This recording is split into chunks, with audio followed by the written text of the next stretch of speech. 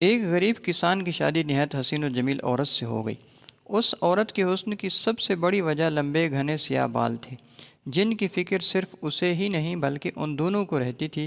ایک دن کسان کی بیوی نے اپنے شوہر سے کہا کہ کل واپسی پر آتے ہوئے راستے میں دکان سے ایک کنگھی تو لیتے آنا، کیونکہ بالوں کو لمبے اور گھنے رکھنے کے لیے انہیں بنانا سنوارنا بہت ضروری ہے، اور پھر میں کتنے دن ہمسایوں سے کنگھی منگواتی رہوں گی۔ غریب کسان نے اپنی بیوی سے معذرت کر لی اور بولا، بیگم، میری تو اپنی گھڑی کا اسٹرائپ کافی دنوں سے ٹوٹا ہوا ہے، میرے پاس اتنے پیسے نہیں ہیں کہ اسے ٹھیک کروا سکوں، تو میں بھلا کنگھی کیسے لا سکتا ہوں؟ تم کچھ دن مزید ہمسایوں کی کنگھی سے گزارا کرو، جب پیسے ہوں گے تو لے آؤں گا۔ بیوی اپنے شوہر کی مجبوری کو سمجھ رہی تھی، اس لیے زیادہ تکرار نہیں کیا۔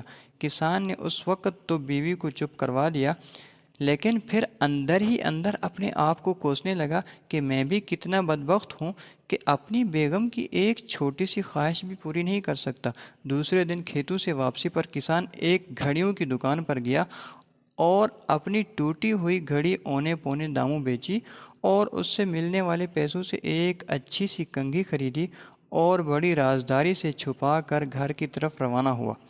اس نے سوچا گھر جا کر بیوی کو سرپرائز دوں گا تو وہ بہت خوش ہوگی۔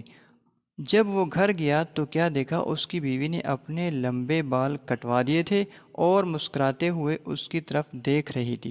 کسان نے حیرت سے پوچھا، بیگم، یہ کیا کیا تم نے؟ اپنے بال کیوں کٹوا دیے؟ پتہ ہے وہ تمہارے اوپر کتنے خوبصورت لگتے تھے۔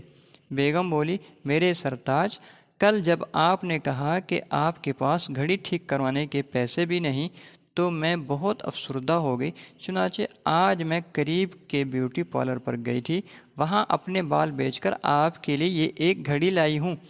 جب کسان نے اسے کنگھی دکھائی تو فرط جذبات میں دونوں کی آنکھیں نم ہو گئی۔